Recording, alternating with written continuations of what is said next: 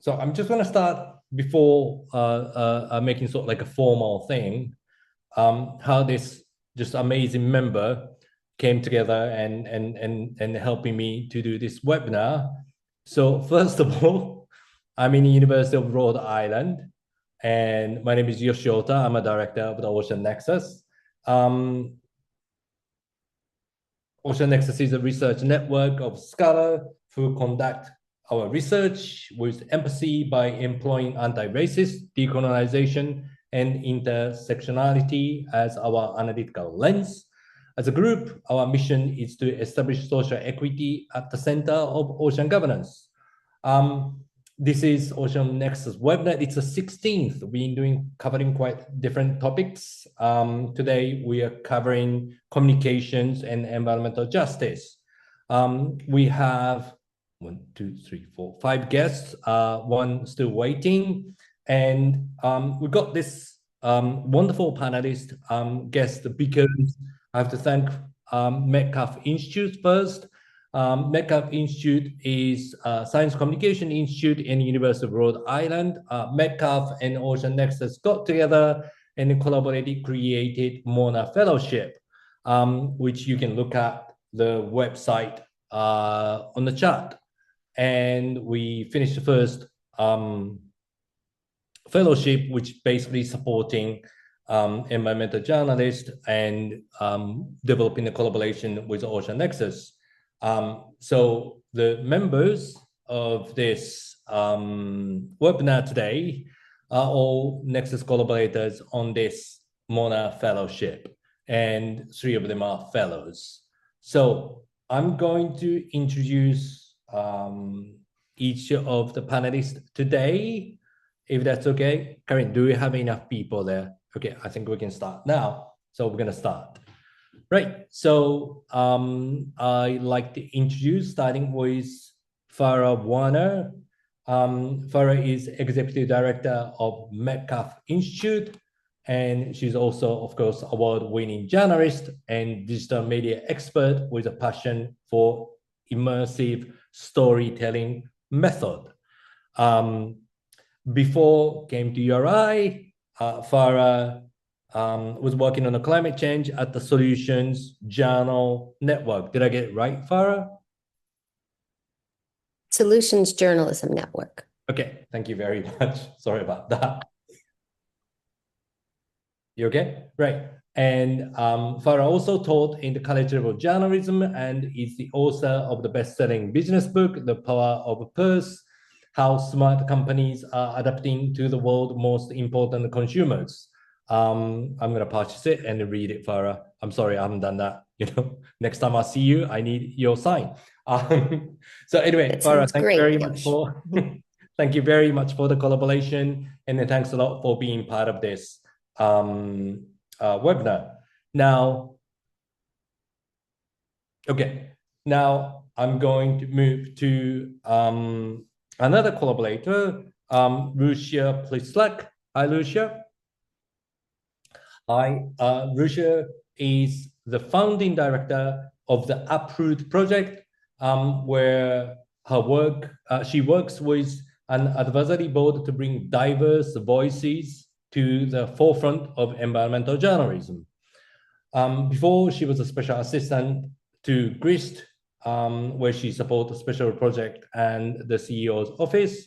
And Lucia was also a newsroom manager of Global Press Journal, where she assisted with the operation of the Independent News Bureau in over 40 international communities. It's wonderful. I was looking at Uproot webinar today, actually, and so I was just thinking about, like, where's the Uproot came from, and this actually quote of, can I say the mission or of the Uproot, which says, the old narrative doesn't work anymore. It never did. It's time to take it out by its root and start anew. So this is where the Uproot came from, and we are honored to work with you. And thank you very much for participating, Lucia. Thank you. Now, I'm going to move to our fellow, Luis Joel Mendez Gonzalez. How did it go? Okay, thank you very much. Luis was selected as Mona Fellow. Thank you very much. Came all the way to Rhode Island and worked with us.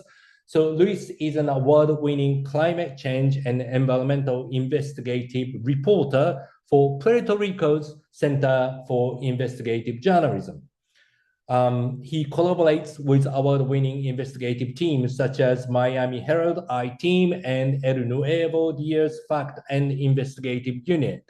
So one of the most recent pieces is about landslides in Puerto Rico, which thank you very much, Karin, to put it on the chat. Everybody should look into it. I mean, he was challenging this fact that, you know, to have a landslide, it's not just a hurricane or it's not just a disaster, it is all about the planning as well. So just pointing out the needs of the planning and in consideration of looking into those landslides from the core issues.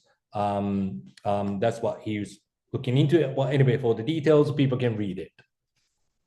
There's both Spanish and English versions. That's why I could read it. Thank you so much. Okay. So Rachel cannot speak yet. I saw the chat. Okay, so we have we move to Eva. Eva Tesfaye. Hi Eva, thank you very much for your time to joining us. Eva covers environment for WWNO's Coastal Desk. Before joining WWNO, Eva reported for Harvest Public Media and the Mississippi River Basin Agriculture and Water Desk. So Eva has been covering agriculture and water quite some times. Eva was also producer for NPR's Day Science podcast, Short Wave. And her most recent piece, one of the most recent pieces, I'm so sorry, you guys write so much. So I have to say particular. So it's cancer risks up to 11 times higher than the EPA estimate. It was published about like in October, wasn't it, Eva?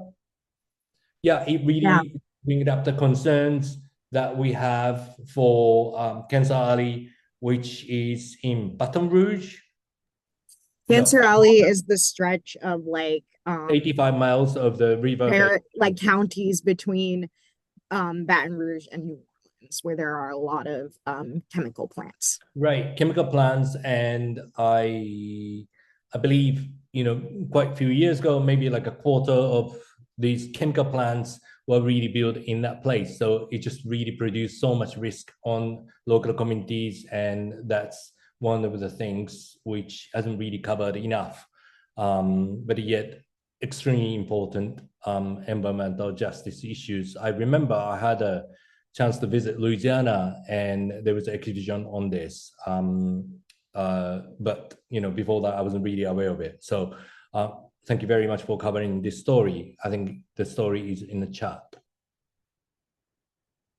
Okay, and I'm waiting for the Rachel to come, but we are going.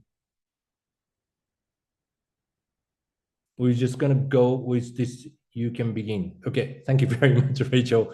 You hearing me? Thanks a lot. Well, I mean, I could just introduce Rachel. So, our another panelist who is in the field right now, so she cannot really speak, but kind enough to listen to it is Rachel Ramirez is an independent journalist.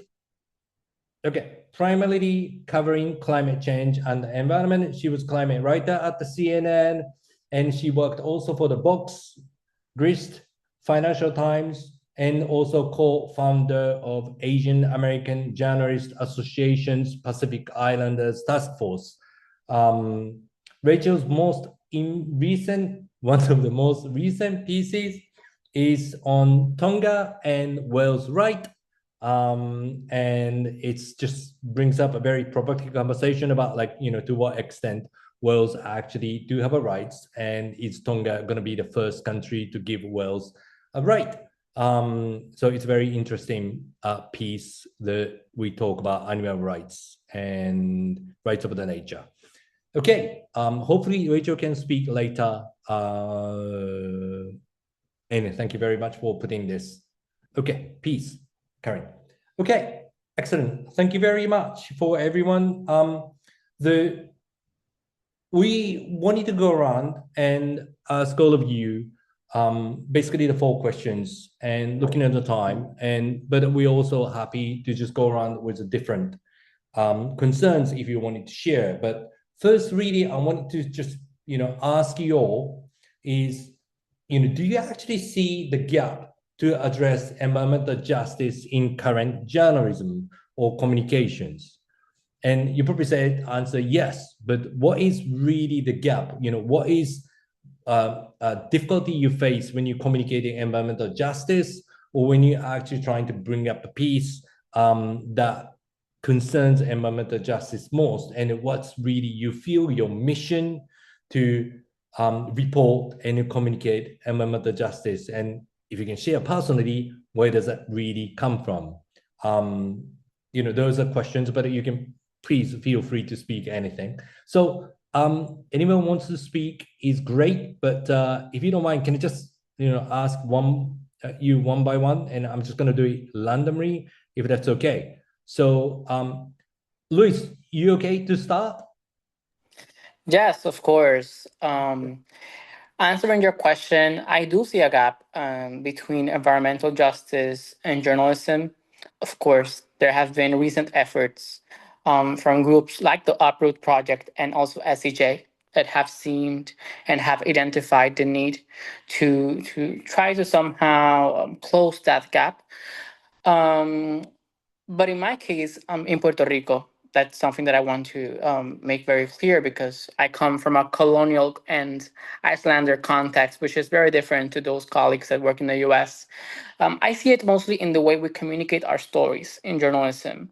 I always say that studying in college, for instance, is a privilege, and the majority of people don't have that privilege.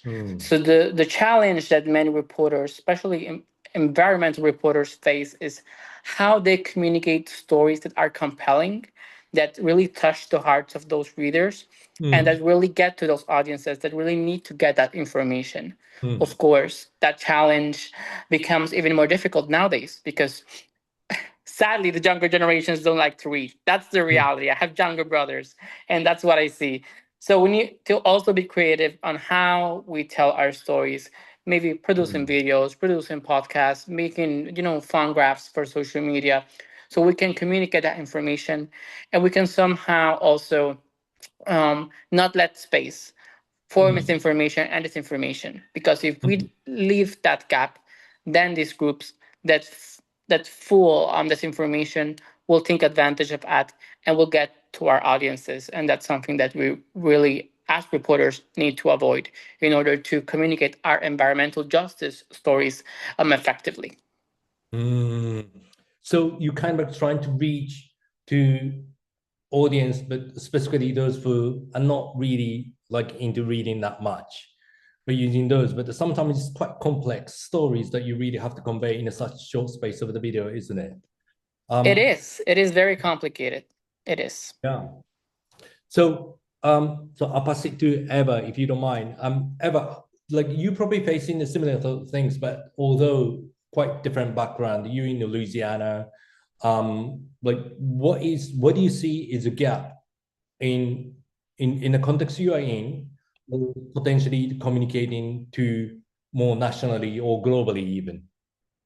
Yeah, I mean, I think I want to address something that might be a little controversial, but like under this current administration, it's become a lot harder.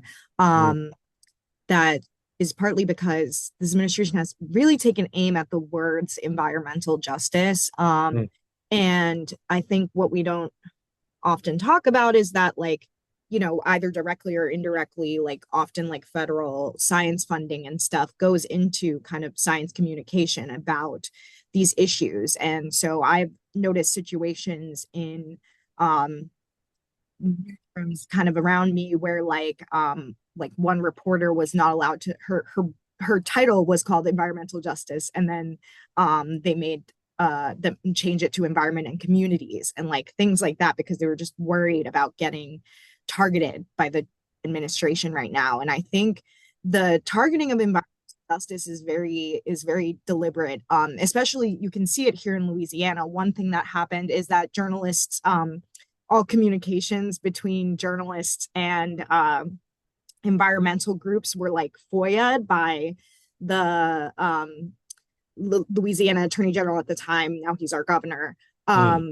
And it was kind of a deliberate kind of like target against these journalists for covering Cancer Alley, which you mentioned earlier, Yoshi. And Cancer Alley has really been kind of at the forefront of this like tension with this administration. Like the Trump administration dropped like a civil rights investigation into, or sorry, it was the Biden administration that dropped that. But and just like this we saw a lot, I think, in the past few years of people really hearing the story of Cancer Alley, and like there was a lot of attention and a lot of success from some of these communities in stopping new projects and new plants. And then now we're seeing kind of like a wave of retaliation against that. And then it really involves journalists. So I think as journalists, we like to think that we're like, you know, separate and you know, these like objective, unbiased, like beings that are separate from everything. But you know, I my experience is that you really can't be. Like you get pulled into these things. So I think like now is now more than ever is the time to like look at what's happening to these communities, tell the stories of these communities, not to back away from it because we're scared. Like now it more than ever, like we're seeing, you know, new projects, and when I say new projects, I mean like new plants that these new development. Especially with the drill baby drill kind of philosophy that this administration has taken on. So I really think you know, it's important to say environmental justice. Or if you really think your readers are going to be turned off by that, I get that. I used to report on rural communities. A lot of them didn't want to say climate change, like, but still kind of believed in that, but like still really presenting these facts to people. Right. Thank you very much, Eva. It's you know, to some extent, I mean, it's reflect even in the university context, you know, we kind of like aware of the change, and then people sort of like being, wouldn't say the self-censored, but in some ways trying to navigate and perhaps just too much really concerned about it and forgetting what's really our core mission supposed to be. You know, Farah, you leading your university institute, you know, how do you sort of like see this sort of like environmental justice and then, you know, current journalism and the current, as in really current journalism, you know, the concerns whichever really raised for. Would you be able to comment on that?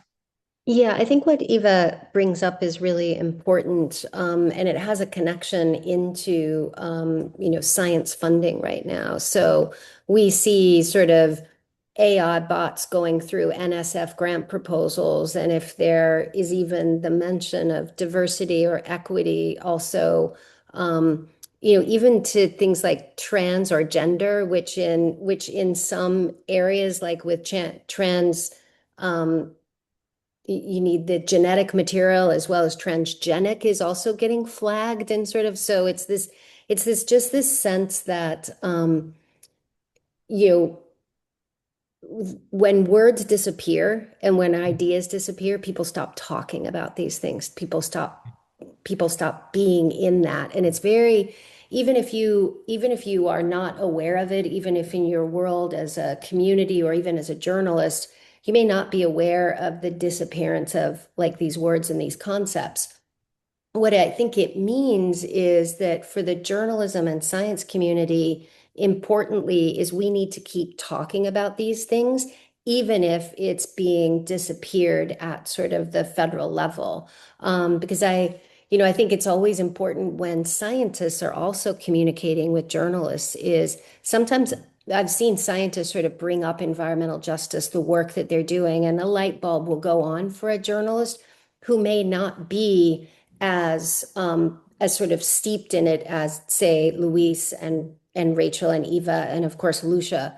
So it's also this two-way conversation that journalists and scientists, I think, importantly still need to have, even if those words are disappearing from our lexicon at sort of the federal level. I think in some ways just keep the words and then keep the discussion and keep the things visible and alive itself is becoming a mission. I mean, this is not like from what Eva said. Initially, we thought like being objective and report it, but it's not really the time for it. I mean, Lucia, you are leading international group of really just, talking about like, okay, let's old narrative, it doesn't really work anymore. But it's really hard environment for the new narrative to come in. I mean, would you be able to comment on, what is your tactics? How are you dealing with this current situation right now? Yeah, kind of to bounce off of what Farah said, especially with kind of the discourse around DEI, and at GRIST we talk about DEIJ, so diversity, equity, inclusion, and justice. And even with speaking of like funding and having the Uproot Project be an organization for and by environmental journalists of color, and making sure that we are staying so true to our mission of uprooting this current narrative and supporting these journalists while also really highlighting that environmental justice is part of why organizations like Uproot are so important, so we can have these journalists of color who are typically covering or their communities that are the most affected by environmental injustice.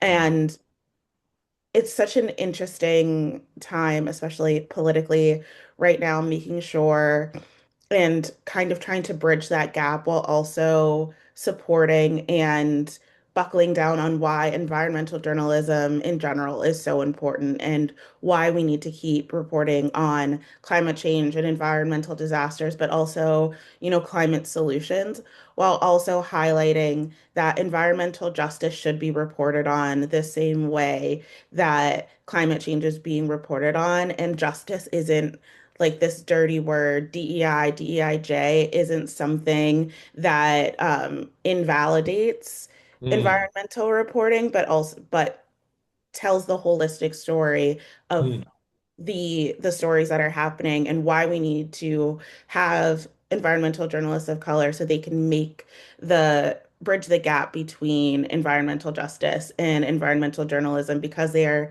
covering the communities, their own communities that are experiencing environmental justice and being a voice and a beacon of trust in media for their communities. And we really need to continue to support them so they can reach this national international level of telling these environmental justice stories, which are still very much environmental journalism stories. Thank you very much, Lucia. I mean, in some ways, the when we hear environment, a lot of people kind of like expect maybe three or four things, and like technology, science, potentially disaster, or much more so like a deep foundational sciences, those things, discovery, and then all that. So the justice really often not included in the full story, or at least something people intuitively or get used to kind of like read in environmental reporting. But at the same time, that has to be really just a part of the story. And, so can we connect with Rachel? Can you guys hear me okay? Thank you for your patience. I might Yeah. lose connection, but I'm in the middle of nowhere in Ohio, which goes back to what we're talking about on environmental justice, because I'm talking to farmers right now about the effects of federal funding cuts, and how that's impacting them. So I think that is an environmental justice issue. We think about marginalized communities being marginalized communities, as in low income communities of color, as an environmental justice issue. But we don't talk about sort of the rural white farmers in the Midwest, which is also another kind of environmental justice story. So I'm here right now. That's what I'm doing in the middle of nowhere in Ohio, talking to farmers and dairy farmers. I just saw a bunch of cows. But to answer the question, I guess I'll just add that, we used to have an environmental justice office in the White House. We used to have all these resources that guides our reporting, like the environmental justice screening tool within the EPA. That's now gone. And we have all these resources that we used to rely on as journalists that no longer exist. And we would have to find other avenues to really track where pollution is, where this new industry or facility, polluting industry is setting up shop. And because, to Eva's point, because the Trump administration in the United States in general is doubling down on oil and gas, while countries like China and other countries are expanding their clean energy projects, we're really we're lagging behind, and we're creating more environmental justice communities. And I think it's our job as journalists to really unpack that and tell those stories. And I also don't, I think like that comes down to the newsroom, and it's sad. I'm disappointed and upset to think about just how many environmental justice reporters out there. Gris has been doing a great job since the beginning, but when you look at newsrooms like the New York Times, Washington Post, they do stories on environmental justice, but they don't really flat out call it environmental justice. But it's a communication thing. It's a way to really deliver those stories. But yeah, I don't think I have anything else to add other than what I just what everyone else just said. Thank you very much, Rachel. Yeah, so you're going to be first next round. You just talked about. So I'm going to go continue. You just talk about those the changes which we are facing right now, and it's just even more important for us to report and get to the bottom of it, and really just call it for the justice, because that's really the missing stories everywhere. But in some ways, the traditionally, when we talk about environment, it is like a data needed, science needed, evidence needed, all those things we actually really need it as a journalist, not we, but you guys, it may not be there anymore.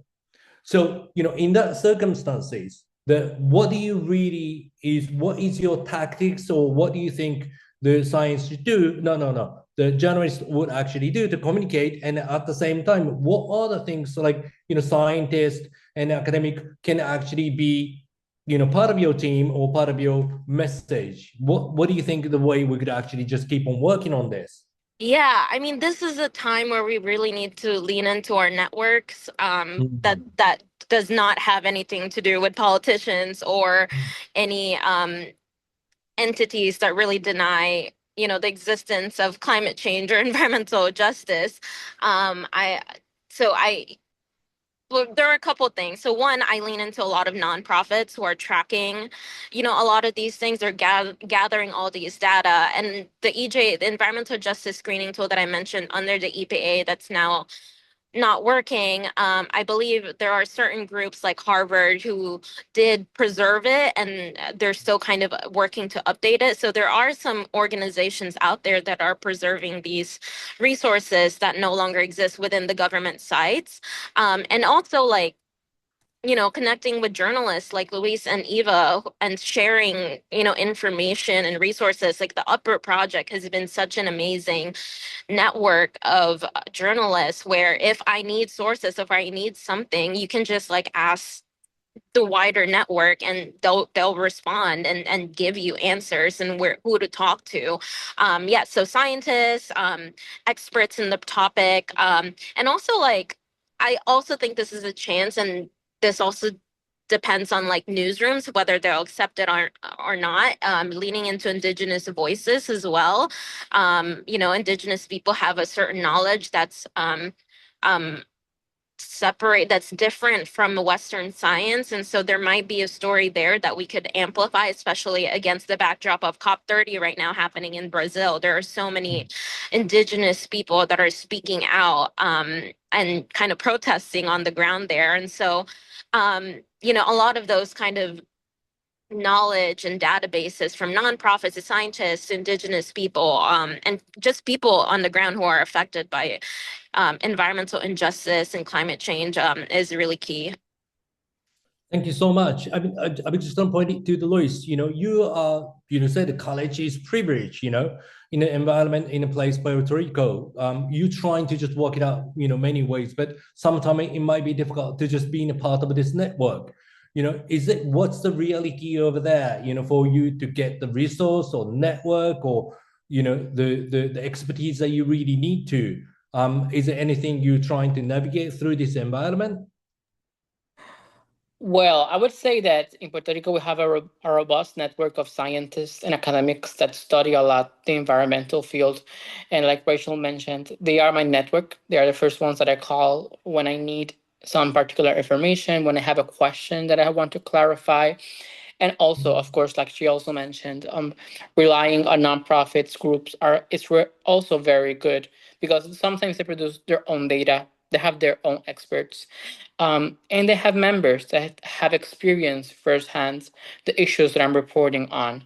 And of course, for me also as an environmental reporter and and also as an investigative environmental reporter, the most important part of every story, is the real people, the people that are suffering the consequences of those of climate change. That I always like to quote in the story because telling their stories is the most powerful thing of what we do, and it's also the most effective way of communicating people that climate change is real and that also environmental justice it's necessary, because we have seen over and over again, and I see it always in Puerto Rico, that poor people, Black people, women, kids, elder people are the most affected by climate change.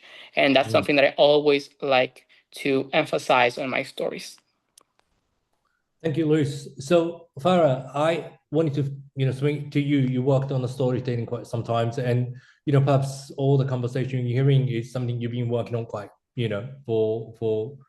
for your career. Yeah. How would you comment on this? So I think because we have a lot of scientists listening here is, I'd also say it's really okay as a scientist to call a journalist. You don't have to wait for us to call you. Get on the phone. If you've got something really interesting, if you've got data that you want to get out there, if you find someone, whether it's even the 3 people who are on, the 4 people who are on, Lucia and her group I've always found it interesting when I talk to scientists, they're like, I can call a journalist? And it's like, absolutely. Pick up the phone, call us, email us, because we're always searching.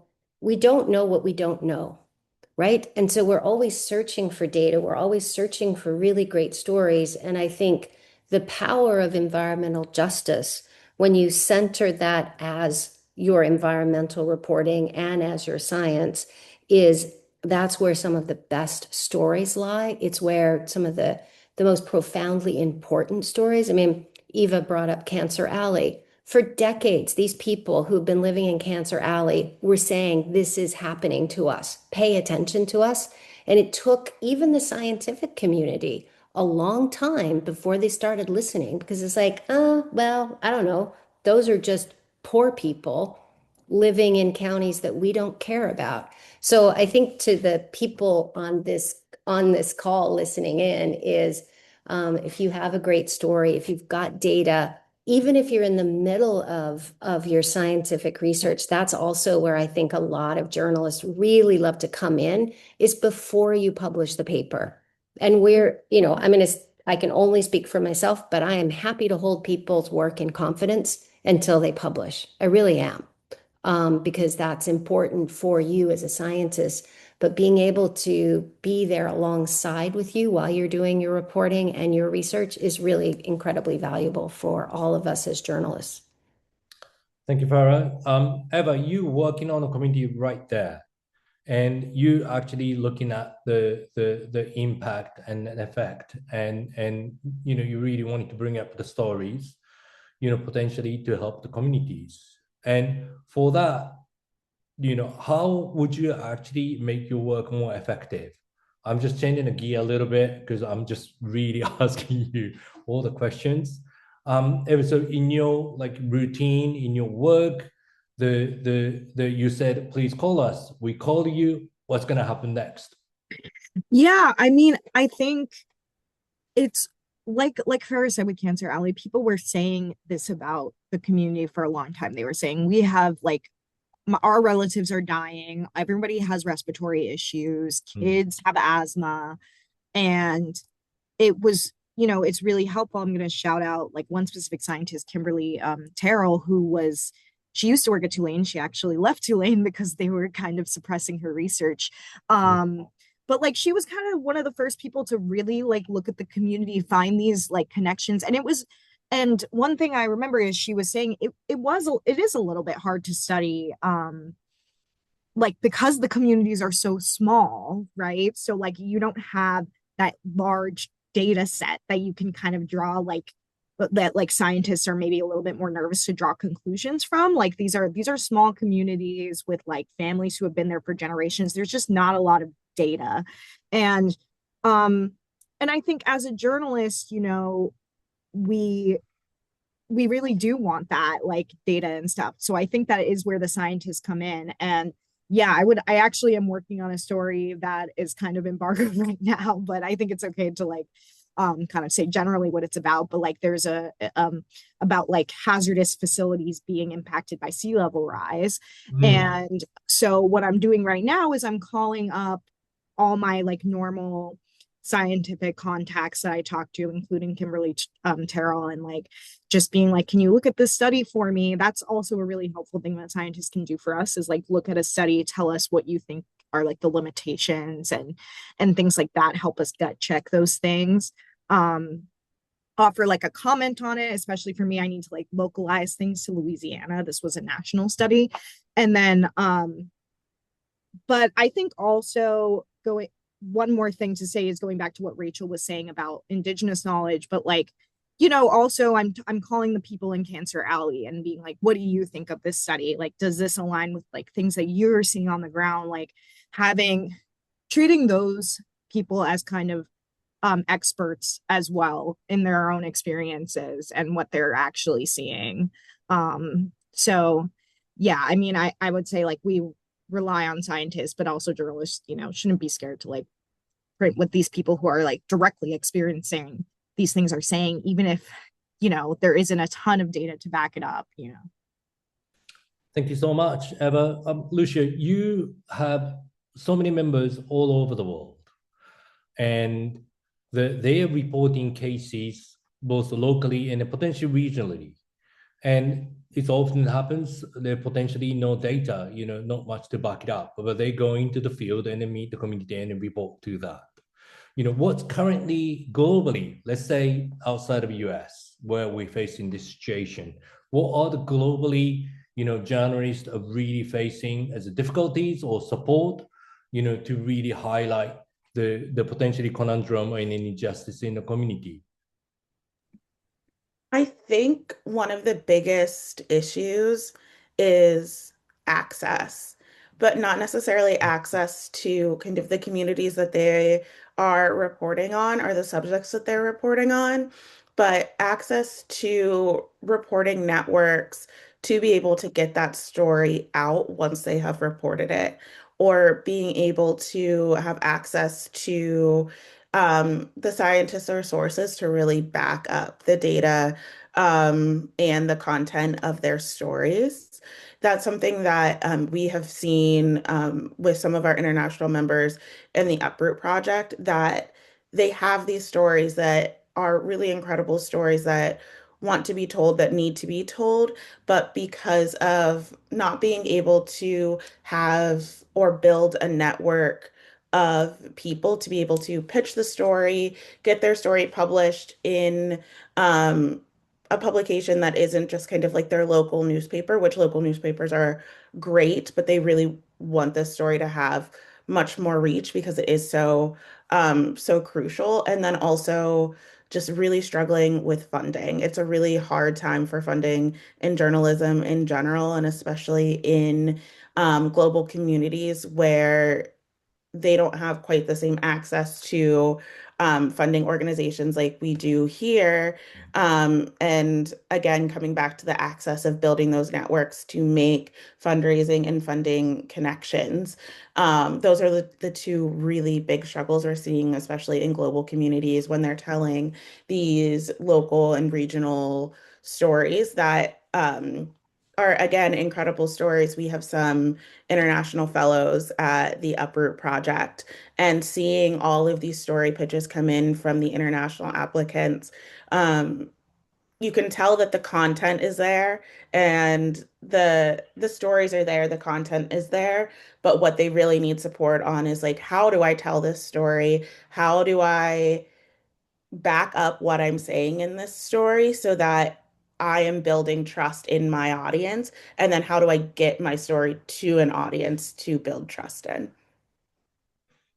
Thank you so much, Lucia. It's really important to build trust and, really just reach out to the communities where, we really need to just hear their voices. I mean, Rachel, you are part of or founder of Pacific Islander Journalism. I'm so sorry, I didn't really correct the right title, but, are you making any effort to just reach out to the communities, you yourself from Saipan, and if you can just let me know what's the connection you're building on, what are the concerns they have, and then how you're trying to cover it.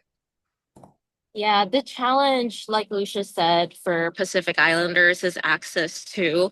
I'm sort of in a different, more privileged kind of side where I'm from the Northern Mariana Islands, which is north of Guam. We are U.S. territories like Puerto Rico.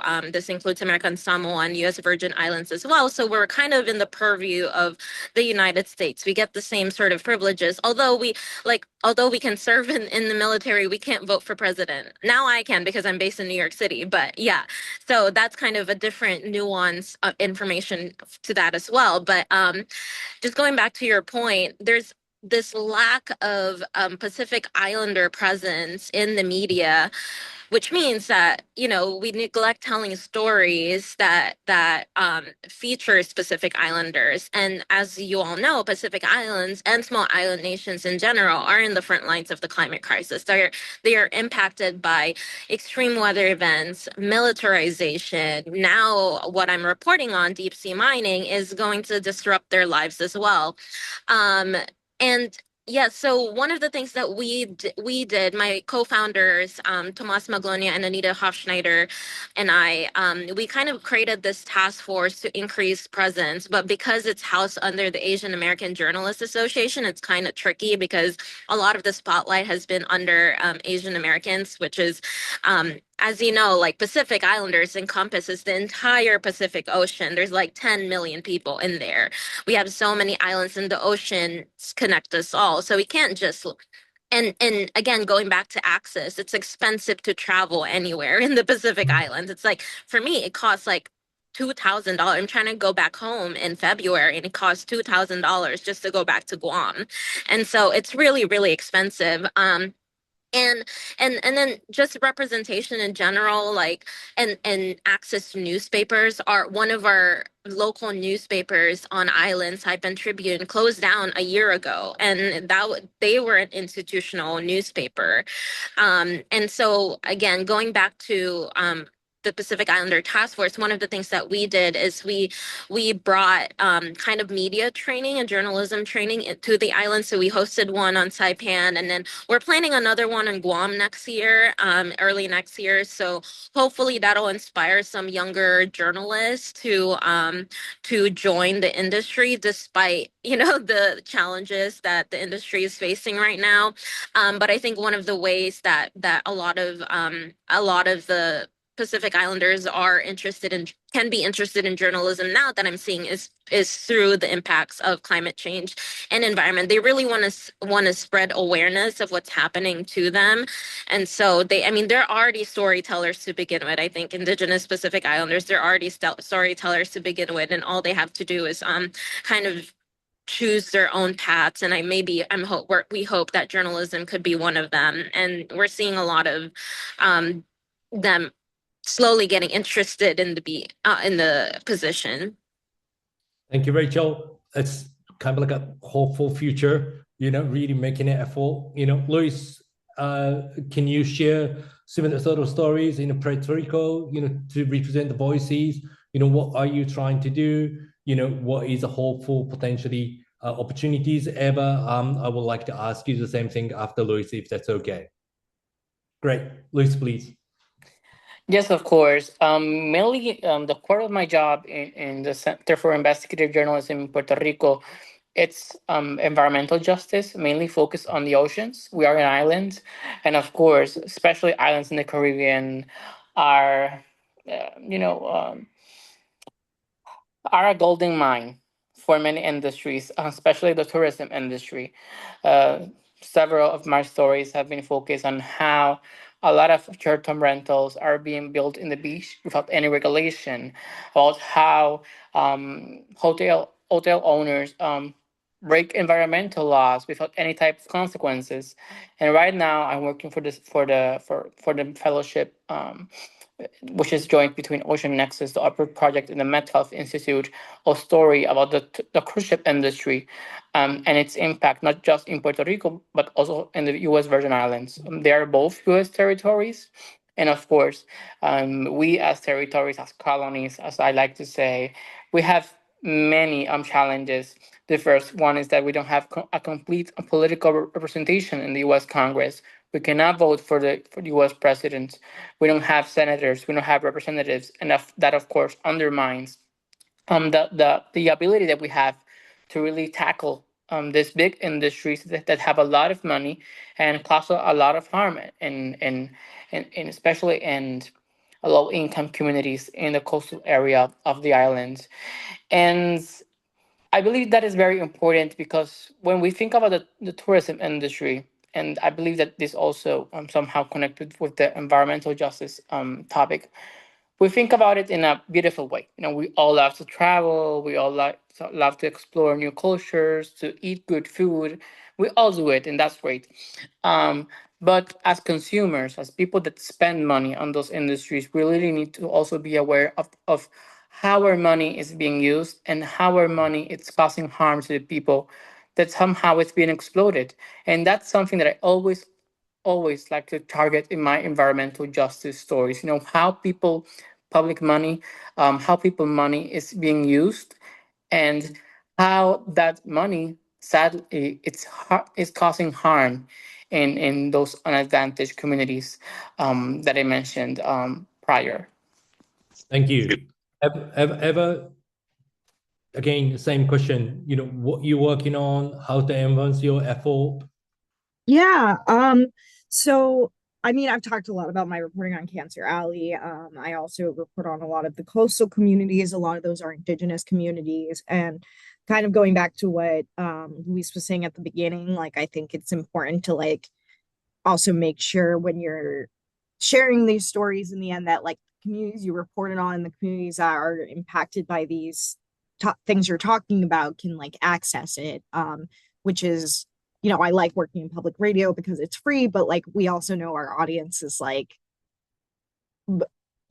upper, like they're a little bit older, they tend to have college degrees, they're whiter, more liberal. Like we have a very specific audience that usually is not being impacted by these things. So like when I report on indigenous communities, I try to get it on indigenous radio networks or on Indian Country Today or something. Like I try to work through these collaboratives, and then or like right now the story I'm working on is through with the Mona Fellowship is about seafood labor in Mexico, seafood laborers from Mexico working in Louisiana. And so I'm about to travel to Mexico to talk to a bunch of people who have spent time in Louisiana working, and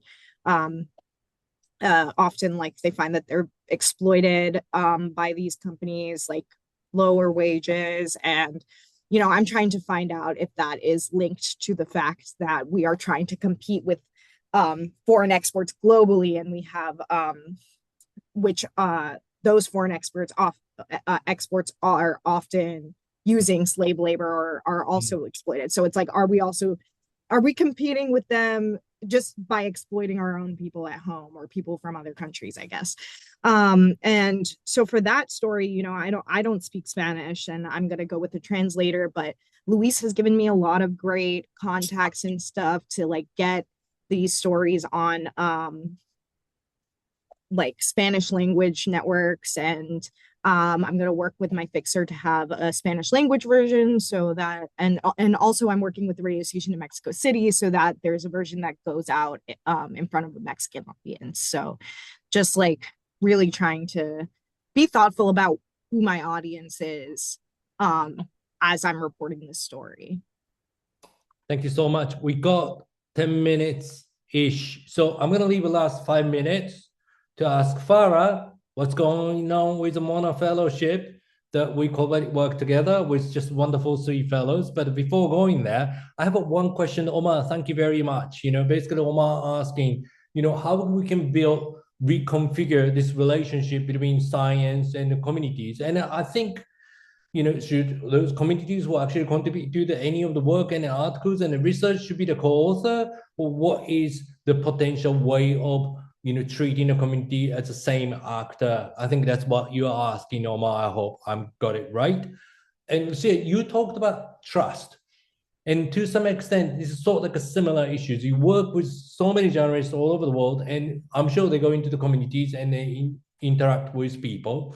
So there's basically the 2 things: how to build the trust, you know, what is the right format, and at the same time, as much as they need to represent their voices, they also have to protect their own, you know, editorial rights, because we have to finish the pieces, right? How do you balance it? You know, it might be a bit too big a question to you, but like, how do you as a network trying to address any issues if you're working on anything?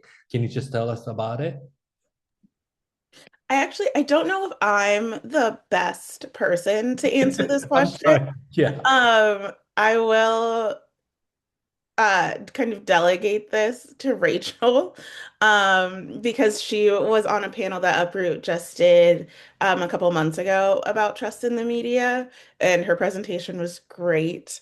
So I'm gonna I'm gonna shunt this over to her. Sorry, Rachel.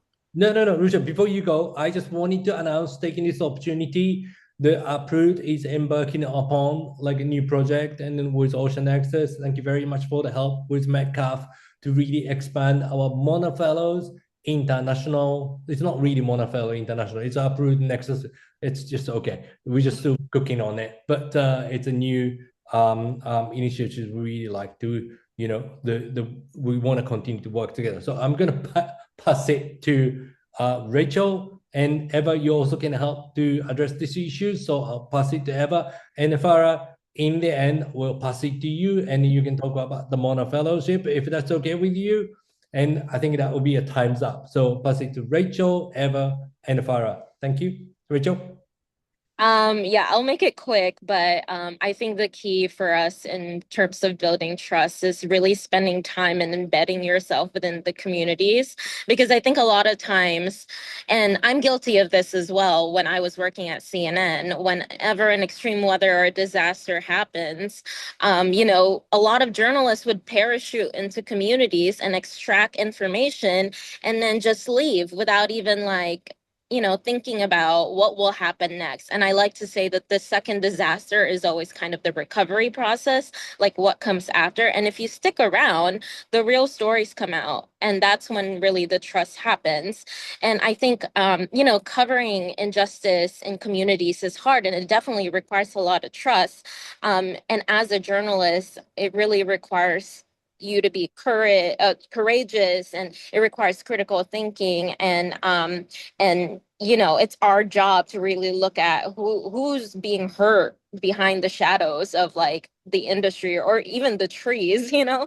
Like yeah, I think you really have to spend time with the communities is like my short answer to that, and avoid the practice of extractive journalism.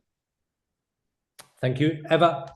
Yeah, I was just gonna say I feel like so everything Rachel said, I think like it's really important to like really sit down with people and explain exactly what you're using the information you get from them for. Like, so, I mean, I think that could probably apply to a science context, but for me in journalism, it's like explaining like this is going to be a radio story, and like, you know, this is where it's going to go out and who's going to see it. Like, especially if I'm talking to sensitive people, like I'm probably going to be talking to migrants who are really nervous right now about getting deported, like, you know, working with them about anonymity.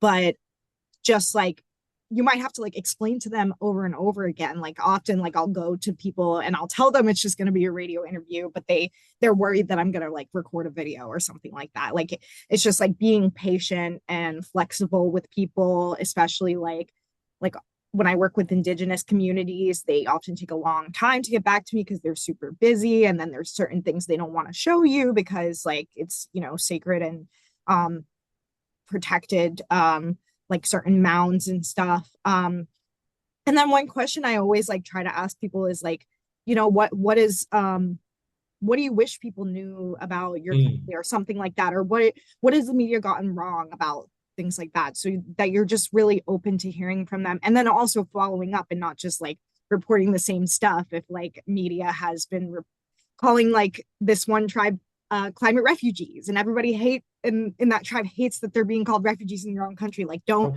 they tell you that, don't call them climate refugees in the story. Just like really listening to the communities, and making sure that you, and then yeah, of course, making sure that you send them the stories afterwards and listen to their feedback. I think that it goes a lot with the parachuting journalism. The amount of times I've talked to people who are like, a journalist has never sent me their story afterwards before you did. And I'm like, that's crazy. It takes 2 seconds, you know?